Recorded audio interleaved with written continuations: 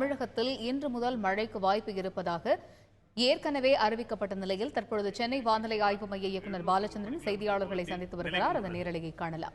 நாடா என்று பெயரிடப்பட்ட இந்த புயலானது தொடர்ந்து வடமேற்கு திசையில் நகர்ந்து வரும் 2ஆம் தேதி அதிகாலை வேதாரண்யம் மற்றும் புதுச்சேரிக்கு இடையில் கடலூருக்கு அருகே கரையை கடக்கும் என்று தற்போதைய நிலவரப்படி எதிர்பார்க்கப்படுகிறது. இதன் காரணமாக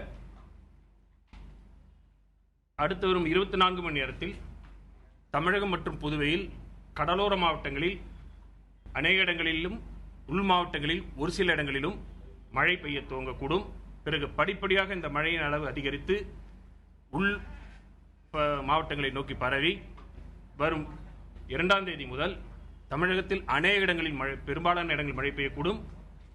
கடலோர மாவட்டங்களை பொறுத்தவரையில் ஒரு சில இடங்களில் கன மற்றும் மிக கனமழை பெய்யக்கூடும். சென்னை பொறுத்தவரையில் வானம் மேகமூட்டத்துடன் காணப்படும். நாளை அதிகாலை முதல் மழை பெய்ய துவங்கி படிப்படியாக இந்த மழையின் அளவு அதிகரிக்கும்.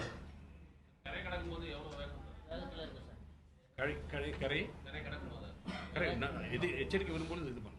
கரை இப்பொழுது 45 கிலோமீட்டர் வேகத்தில் இப்பொழுது நாடா NADA நாடா ஓமான் கண்ட்ரி கொடுக்கப்பட்டது. நாடா NADA பெயரிடப்பட்ட புயலுக்கு பிறகு, அதாவது புயல்களுக்கு பெயரிடப்பட ஆரம்பித்த பிறகு இது 45வது புயல் பெயரிட ஆரம்பித்த